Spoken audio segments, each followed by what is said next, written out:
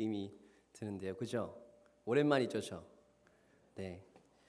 이 시간 주의 말씀을 통하여서 우리 함께 은혜를 누리고 그 말씀에 또한 한 주간의 힘과 능력을 얻어 순종하는 또 저와 여러분들 되기를 간절히 소망합니다.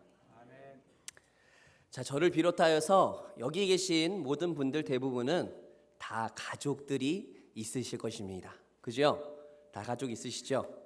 여러분에게 가족에 대해 묻는다면 부모님, 또 형제, 할아버지, 할머니, 또 친척들에 대해서 술술 이야기를 하실 것입니다. 나에게는 아빠, 엄마가 있고 할머니, 할아버지 있고 또 형제들은 몇 명이 있고 이렇게 얘기하실 거예요. 저에도 가족이 있습니다. 저에 대해 가족에 대해 물으신다면 혹시 궁금하실 수도 있으니까 저에게는 아버지와 어머니가 계시고 그리고 토끼 같은 아내가 있습니다. 그리고 나와야 될 텐데 아직도 안 나오는 뱃속에 있는 냉수라는 애가 있습니다. 그리고 남동생 목사 가족이 있고 아직 결혼 안 한 여동생이 있습니다. 자, 이처럼 우리가 가족들에 대해서 묻는다면 자연스럽게 우리 가족은 이렇게 되어 있어 라고 이야기할 수 있는 것이죠. 자, 그렇다면 여러분 질문 하나 할게요. 자, 이 땅에 인간의 몸을 입고 오신 예수님은 가족이 있을까요, 없을까요? 머뭇거리시는 것 같은데 있을까요, 없을까요?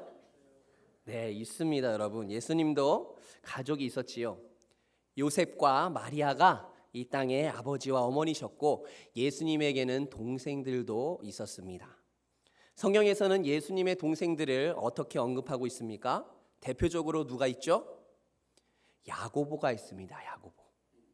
그리고 그의 형제들은 요셉, 시몬, 유다와 또한 누이들이 있는 것을 성경은 말씀하고 있어요.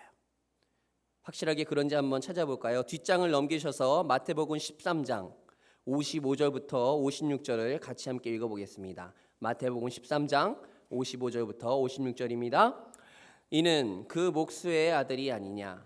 그 어머니는 마리아, 그 형제들은 야고보, 요셉, 시몬, 유다라 하지 않느냐?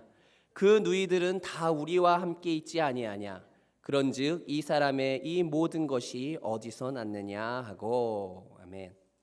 자, 말씀에서도 보듯이 예수님도 이 땅에서 이렇게 가족들이 있었습니다. 가족하면 어때요? 서로 끈끈하고 또 어떻게 보면 참 애틋하고 안타깝기도 하고 또 사랑하는 마음들이 있잖아요. 자, 그런데 오늘 말씀해 보니까 예수님의 어머니인 마리아와 동생들이 예수께 무엇인가를 말하려고 밖에 서서 기다리고 있었습니다. 자, 그래서 한 사람이 예수님께 가가지고 주여, 밖에 가족들이 당신을 기다리고 있습니다 하고 말해줍니다. 자, 여러분들은 그럼 어떻게 할까요? 내 가족이 밖에서 지금 나를 기다리고 있어요. 그렇다고 만나려고 하고 있단 말이죠. 자, 그렇다면 여러분은 어떻게 하시겠습니까? 가족들이 기다린다는 이야기를 들었다면 바로 가서 가족들을 만나든지 아니면 내가 혹시 일이 있어서 당장은 못 가니 잠시만 좀 기다려달라고 전하지 않았을까요? 자, 그런데 예수님의 말과 행동은 전혀 달랐습니다. 48절을 보니까 이렇게 말씀하시는 거예요.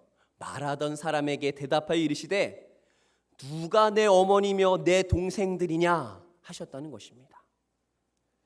가족들이 밖에서 기다린다고 전하는 사람에게 따지듯 말하시는 거예요. 아니, 누가 내 어머니고 누가 내 동생들이냐고 이렇게 말하는 것이죠. 예수님께 소식을 전한 그 사람, 아마 좋은 마음을 가지고 혹여나 무슨 급한 일이 있는 것은 아닌가 해서 예수님께 알려주었을지도 모릅니다. 자, 그런데 그런 사람에게 예수님은 아주 무안할 정도로 누가 내 어머니고 내 동생이냐라고 말씀하고 있는 것이죠. 자, 그런데 여러분, 그보다 더 황당한 말씀을 이어서 하고 계시는 거예요. 49절에 주님이 뭐라고 말씀하고 계십니까? 손을 내밀어 제자들을 가리켜 이르시되 나의 어머니와 나의 동생들을 보라 하고 이야기하는 거예요. 자, 이 말은 즉슨 제자들이 예수님의 어머니고 동생들이라 말씀하고 있는 것입니다. 참 당황스럽기 그지없는 말씀과 행동이세요. 그렇죠? 우리가 이 단락만을 본다면 이 예수님의 말과 행동은 상식적으로도 그렇고 이성적으로도 맞지 않는 것일 수밖에 없는 것입니다.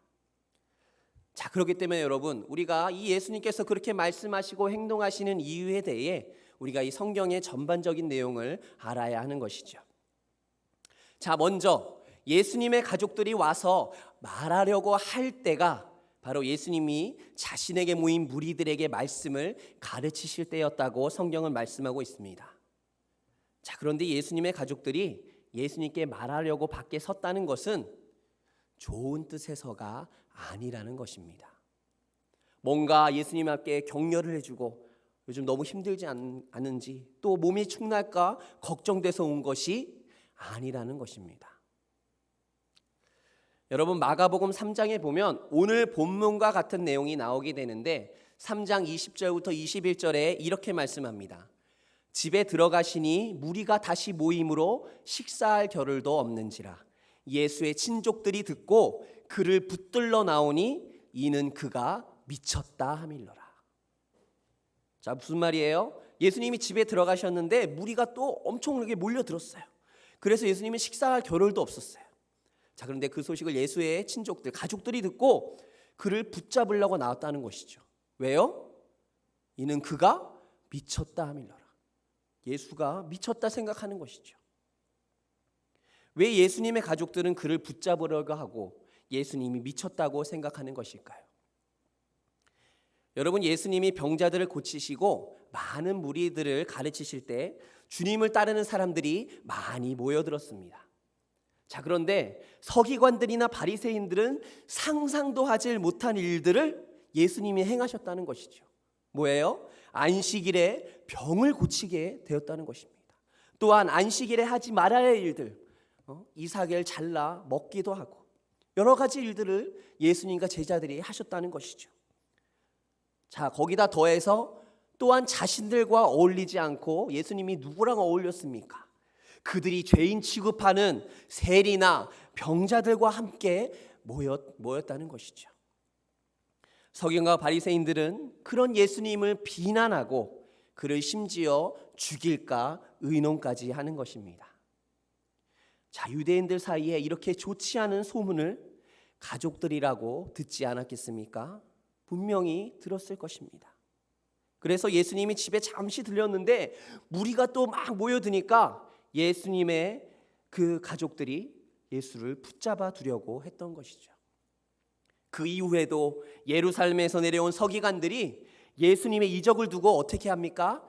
귀신의 왕 바알세불이 힘을 입어서 그에게 힘을 줘서 귀신을 쫓아냈다고 이야기하니 더 이상 가족들은 가만두고 볼 수가 없는 것이었어요. 그래서 오늘 본문에 무리들이 쌓여있는 예수님을 만나려고 가족들이 서서 기다리고 있는 것이었습니다. 자, 여러분, 그러니 좋은 뜻에서 예수님을 기다리고 있는 것이 아니라는 것을 우리는 알 수가 있는 것이죠. 자, 근데 여러분, 예수님이 이 가족들이 와서 자신을 만나려는 이유를 아셨을까요? 모르셨을까요? 여러분, 아셨습니다. 그것을 어떻게 알 수 있습니까? 그것은 바로 오늘 본문 50절이 말씀해주고 있는 것입니다. 우리 50절 말씀 같이 함께 읽겠습니다. 누구든지 하늘에 계신 내 아버지의 뜻대로 하는 자가 내 형제요 자매요 어머니라 하시더라. 아멘. 자, 여러분, 어떤 자가 예수님의 형제요 자매요 어머니라 하십니까? 바로 아버지 하나님의 뜻대로 하는 자입니다. 자, 그러므로 여러분, 아버지의 뜻대로 행하는 자라고 했으니 여러분, 주님이 자신의 가족들을 보고 누가 내 어머니고 내 동생이냐 하고 매몰차게 이야기하는 것은 바로 예수님의 가족들 또한 예수가 누구인가를, 예수님이 어떤 분인가를 바로 인식하지 못하고 오히려 대적하고 있는 자들로 지금 등장하고 있기 때문인 것입니다. 예수님은 그렇기 때문에 누가 내 어머니요 누가 내 형제냐라고 이야기하는 것이죠. 가족들은 생각에 분명 저 예수가 미친 거야, 그러니까 집에 붙들어둬야겠다 하고 생각한 것이죠. 여러분, 본문 12장에서 나오는 이 바리새인과 서기관 그리고 예수님의 어머니와 동생들 모두가 예수님이 진정 어떤 분이신가를 깨닫지 못하고 오히려 주님을 대적하고 있기 때문에 주님은 지금 누가 내 어머니며 내 동생들이냐 하시며 오히려 손을 내밀어 제자들을 가리켜 나의 어머니와 나의 동생들을 보라 하고 말씀하시는 것입니다. 자, 근데 여러분, 예수님이 자신의 육신의 어머니와 또한 가족들을 부정하는 것은 아닙니다. 예수님께서 그렇게 말씀하심은 누구든지 하늘에 계신 내 아버지의 뜻대로 행하는 자가 내 형제요, 자매요, 어머니라는 것을 강조하시기 위해서 하신 말씀인 거예요. 그렇습니다, 여러분. 진정 예수님의 가족은 육신으로나 혈통으로 되는 것이 아니라 하늘에 계신 내 아버지의 뜻대로 하는 자가 바로 예수 그리스도의 진정한 가족인 것입니다. 자, 여러분, 그렇다면 어떻게 하는 것이 내 아버지의 뜻대로 행하는 것일까요? 착하게 살고 선을 많이 행하고 긍정적인 말을 하고 행동을 하면 되는 것일까요? 자, 물론 이런 것도 어느 정도 아버지의 뜻에 속하기도 하겠지만 이런 윤리적인 것보다 더 중요한 것이 있습니다. 그것은 바로 이 마태복음에 말하는 전체적인 핵심 내용, 오늘 본문의 12장에서 이야기하는 핵심인 바로 하나님의 나라에 있는 것입니다. 하나님의 나라. 하나님의 나라는 여러분 신구약 전체의 성경 전체의 핵심이기도 하고 하나님의 나라 건설은 바로 창세기에서부터 계시록에 이르기까지 완성되는 프로젝트인 것입니다. 자, 그러므로 여러분, 내 아버지의 뜻대로 행하는 자란 바로 하나님 나라 건설에 헌신된 자들을 가리키는 것입니다. 어떤 자라고요? 하나님 나라 건설에 헌신된 자. 여러분, 신구약에 나오는 그 많은 사람들 중을 보면 하나님 나라 건설에 헌신된 자들이 많이 있습니다. 근데 그들은 물론이요, 하나님 나라 건설에 헌신하고자 하는 그 모든 자들은 바로 하나님 나라에 소속된 자들이요, 모두 같은 위치에 있는 역군들이라는 것입니다. 자, 그렇게 말한다면 여러분, 하나님 나라 건설에 헌신된 자는 누구를 말합니까? 바로 예수 그리스도를 믿고 구원받은 자들이며 주의 부르심을 받고 그 부르심에 응답하는 자들을 말하는 것입니다. 주님의 제자들이 부르심을 받고 예수님께 부르심을 받고 주의 나라를 위하여 자신의 목숨을 버리면서까지 그 사명을 감당한 것처럼 예수를 믿고 구원받은 자들이 자신의 소명과 사명을 온전히 감당하는 것, 이것이 바로 하나님 나라 건설에 헌신된 자인 것입니다. 사랑하는 화평의 성도 여러분, 저와 여러분은 예수 그리스도를 믿고 구원받은 하나님의 자녀들입니다. 또한 각자에게 사명과 소명을 주셔서 주의 부르심을 받은 자들입니다. 맞습니까? 말씀을 맡은 목회자로, 장로로, 집사로, 권사로, 교사로, 그리고 성도로 부름을 받았습니다. 그렇다면 부르심을 받은 우리가 해야 할 일은 무엇이겠습니까? 바로 맡겨진 직분과 책임에 최선을 다하며 감당하고 헌신해야 하는 것입니다. 목회자는 말씀을 잘 전하고 가르쳐서 하나님의 뜻을 깨닫게 하며 성도 한 사람 한 사람을 온전한 그리스도인으로 되도록 힘써야 하는 것입니다. 장로는 교회를 온전하게 세우며 맡겨진 교회의 역할을 잘 감당하도록 운영하고 또한 성도를 돌아보는 데 힘써야 하는 것이죠. 집사는 교회의 중추적인 여러 가지 일들을 맡아 최선을 다해 일하며 권사는 기도의 어머니로서 성도들을 위해 기도하며 어려운 자들을 돌아보는 일에 힘써야 하는 것입니다. 이렇게 맡겨진 직분과 사명을 온전히 감당하고 헌신하는 것이 하나님 나라 건설에 헌신된 자이며 이것이 바로 아버지의 뜻대로 행하는 자인 것입니다. 사랑하는 성도 여러분, 오늘 우리는 이 말씀을 통해 나 자신을 다시 한번 돌아보아야 합니다. 내가 예수 그리스도를 믿고 구원받은 하나님의 자녀인데 부르심을 받고 그에 합당한 일에 헌신해야 하는 자인데 지금 나는 하나님 나라 건설에 헌신하고 있는 사람인가? 정말 최선을 다하여 감당하고 있는가 생각해 보아야 하는 것입니다. 하나님 나라에 속한 자이긴 한데, 부르심을 받은 자이긴 건 맞는데 그에 합당한 책임을 다하지 않는다면 나는 하나님 나라 건설에 아무 도움이 되지 않는 사람인 것입니다. 그저 하나님 나라가 세워지는 것을 뒷짐지고 구경만 하고 있는 사람과 같은 것입니다. 여러분, 달란트 비유를 봐도 알 수 있는 것이죠. 자, 어떤 사람이 타국에 갈 때에 그 종들을 불러서 자기 소유를 맡깁니다. 각각 그 재능대로 한 사람은 금 5달란트를, 한 사람은 2달란트를, 나머지 한 사람은 1달란트를 주고 떠났습니다. 자, 5달란트 받은 종과 2달란트 받은 종은 맡겨진 것에 대하여 최선을 다해 일하며 감당함으로 맡겨둔 주님의 소유를 갑절로 만들었습니다.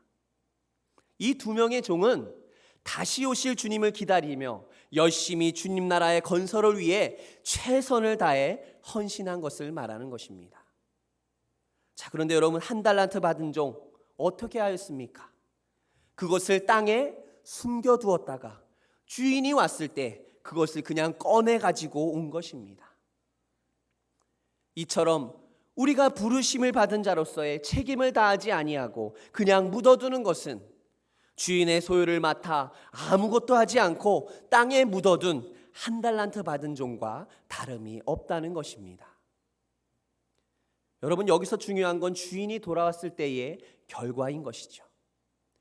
5달란트 받은 종과 2달란트 받은 종은 주인에게 잘하였도다 충성된 종아, 내가 적은 일에 충성하였음에 내가 많은 것을 맡기리니 내 주인의 즐거움에 함께하자 하며 칭찬을 받았고, 1달란트 받은 종은 주인이 대답하기를 이 악하고 게으른 종아, 내가 심지 않은 데서 거두고 해치지 않은 데서 모으는 줄 알았느냐 하며 종을 책망하는 것입니다. 그리고 그 종을 바깥 어두운 데로 쫓김을 당하게 되는 결과를 얻은 것입니다. 사랑하는 화평의 성도 여러분, 우리도 마찬가지로 우리의 삶의 자리와 직분을 주님이 우리에게 맡겨주셨습니다. 맡겼다는 것은 다시 찾는 때가 있다는 것입니다. 우리도 언젠가 주님 다시 오시는 그날에 우리에게 맡겼던 직분과 사명에 대한 결과를 주님이 찾으실 것입니다. 여러분, 말씀이 확증하고 있지 않습니까? 제가 없는 이야기를 지어낸 것이 아닙니다. 정답이라고 이야기하고 있습니다. 하나님의 말씀이 확실히 그렇다는 것을 지금 증언하고 있는 것입니다. 자, 여러분, 그렇다면 여러분, 우리가 해야 할 일은 무엇입니까? 그것은 너무나 확신한 것이죠. 바로 아버지의 뜻대로 행하는 자가 되어야 하는 것입니다. 맡겨진 직분과 사명에 최선을 다해 감당해야 하는 것입니다. 하나님 나라 건설에 헌신하는 자가 되어야 하는 것입니다. 그런 자가 내 형제요 자매요 어머니라 하는 그 주님의 말씀을 듣게 되는 것입니다. 저는 오늘 본문 말씀을 묵상하면서 정말 큰 두려움에 사로잡혔었습니다. 왜냐하면 말씀 맡은 자로서 책임과 그 사명이 더욱더 무겁게 느껴졌기 때문입니다. 혹시 주님의 입으로부터 누가 내 어머니며 내 동생들이냐, 누가 내 형제냐 하는 말씀을 듣게 될까 생각되었기 때문입니다. 여러분들은 어떠십니까? 주님이 여러분들에게 오신다면 주님의 입으로부터 어떤 말씀을 들으실 것 같습니까? 우리는 한번 고민해 봐야 될 문제입니다. 사랑하는 성도 여러분, 저와 여러분들은 오직 은혜를 통해 예수 그리스도를 믿고 구원받은 하나님의 자녀입니다. 그렇다면 여러분, 우리에게 주어진 이 소중한 삶을 주님의 영광을 위해 사시길 바랍니다. 맡겨진 직분과 사명을 하나님 나라를 세워가는데 온전히 헌신하시길 바랍니다. 교회에서, 가정에서, 직장에서 각각 맡겨진 삶의 자리를 잘 감당하셔서 하늘에 계신 하나님 아버지의 뜻대로 행하는 저와 여러분들이 되기를 간절히 소망합니다. 그때에 주님께서 말씀하시기를 너희가 내 형제요 내 자매요 내 어머니라 우리에게 말씀하실 것입니다. 기도하겠습니다. 아버지 하나님 감사합니다. 주님, 우리는 주님의 자녀요 또한 예수 그리스도를 믿고 구원받은 하나님의 백성입니다. 주님, 우리의 삶을 통하여서 하나님 나라가 세워지고 또한 하나님께서 영광 받기를 우리가 최선을 다하여 감당하길 간절히 바라고 소망합니다. 우리에게 맡겨진 삶, 맡겨진 직분에 대하여 우리가 정말 하나님 나라 건설을 위하여 열심으로 하나님 달려가며 하나님 열심으로 그 모든 일들을 잘 감당하여 나아갈 때에 주님은 바로 내 형제요 내 가족이라 주님께서 말씀하여 주실 것을 우리가 기대하며 소망하며 나아가는 우리 모두가 될 수 있도록 인도하여 주시옵소서. 모든 것을 주님 앞에 의지하옵고 예수 그리스도의 이름으로 기도드립니다. 아멘.